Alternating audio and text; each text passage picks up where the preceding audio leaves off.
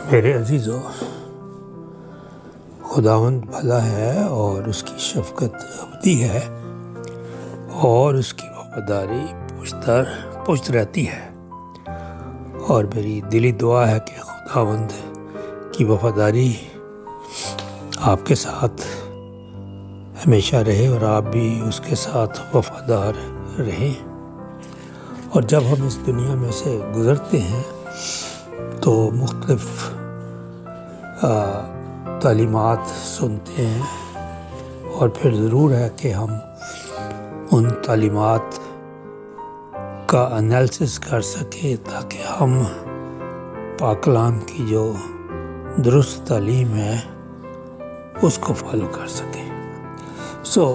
بدعت کی ایک نشانی یہ بھی ہے پاک تثلیث کا انکار، ڈینائل آف ہولی ٹرینٹی۔ یہ لوگ کہتے ہیں کہ خدا ایک ہے۔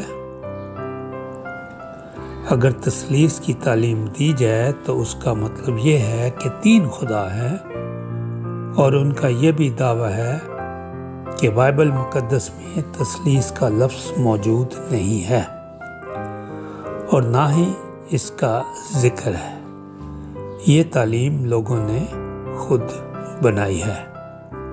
دراصل باپ، بیٹا اور پاک روح کے بارے میں تعلیم کو یکجا کر کے ایک تعلیم بنائی گئی ہے جسے پاک تثلیث کہتے ہیں۔ پاک تثلیث پر عالمگیر کلیسیوں کا صدیوں سے ایمان ہے۔ بدعت میں یہ بھی سکھایا جاتا ہے کہ تثلیث نہیں ہے، اور وہ لوگ تثلیث کا انکار کرتے ہیں۔ عزیزو، جب آپ پاک کلام سنتے ہیں مختلف لوگوں کے وسیلے سے، خادموں کے وسیلے سے، تو یہ جو نکات ہم نے پیچھے رپیٹ کیے ہیں